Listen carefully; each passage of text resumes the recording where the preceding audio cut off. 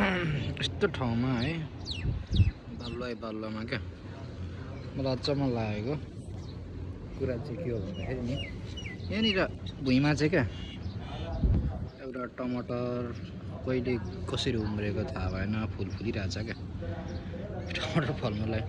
अनि एउटा चाहिँ यो सोप हो, सोप त होइन गाजरको बिरुवा जस्तो उम्रिरहेछ क्या यहाँनिर यस्तो बालुवामा क्या माटोको भाग कमै छ। यहाँनिर एउटा यस्तो बनाएको छ झारहरू रोप्नु फुलहरू फुलाउनको लागि हरियालीको लागि यस्तोमा चाहिँ क्या यो इँटाहरू ओछ्याएर हिँड्ने बाटो यसरी बनाएको छ। आउँदै जाँदाखेरि चाहिँ तल बालुवाको थुप्रामा झारहरू उम्रेको छ। अनि मलाई अचम्म लागेको छ क्या टमाटर फुलिरहेछ क्या फल्नुको लागि। यो गाजर जस्तै छ, गाजर नै हो, सोप त होइन, गनाएन सोप। अचम्म लागेको झारहरू पनि उम्रिरहेछ। खास चाहिँ यहाँको बालुवा चाहिँ यस्तो खालके हुन्छ क्या, माटो त होइन नै। अनि यहाँ भयो एउटा टमाटरको बिरुवा र त गाजरको, अनि अर्को चाहिँ मुसाहरू बस्ने दुलोहरू क्या यो भित्र छ। बालुवा यस्तो खैरो खैरो खालको हुन्छ क्या, रातो खालको बालुवा त देखिन्न। अनि एउटा चाहिँ फेरि यहाँनिर छ क्या, कसरी उम्रेको होला टमाटर क्या, फुल फुलिरहेछ, फल्नको लागि रेडी छ। कहिले फेरि झारहरू गोडमेल गर्नेले आएर फेरि उखालेर काटेर फ्यालिदिन्छ। माया लागिरहेछ, यसलाई पानी हालिदिनु पऱ्यो भरेतिर। मरुभूमिको सहरमा टमाटरको बिरुवा देख्दा पनि म चकित भएँ कि यस्तै छ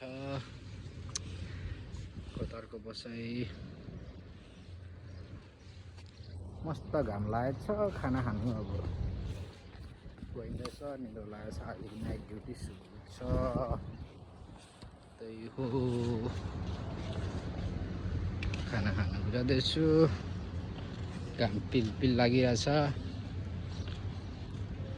यस्तो छ।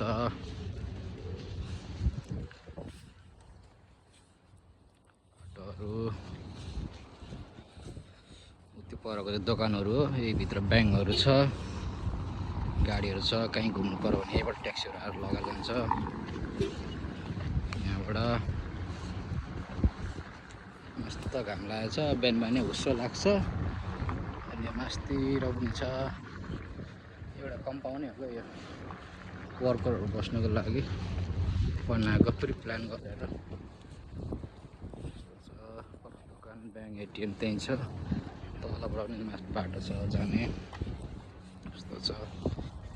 चाहिँ खाना खानु जाँदै गरेको अवस्था छ। मस्त घाम लागेको छ।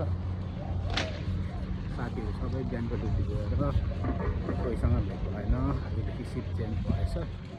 त्यही हो, हेर्नुहोस् दोकानहरू चाहिँ यस्तो छ क्या, सबै खानेकुराहरू यिनीहरूले बनाएर बेच्छ। हामी चाहिँ कम्पनीको मेसमा खाने भएको भएर उता गइँदैछ। यसो कहिलेकाहीँ मिठो मसिनो खानु पर्यो भने चाहिँ यहाँनिर आएर किनेर खानु सकिन्छ।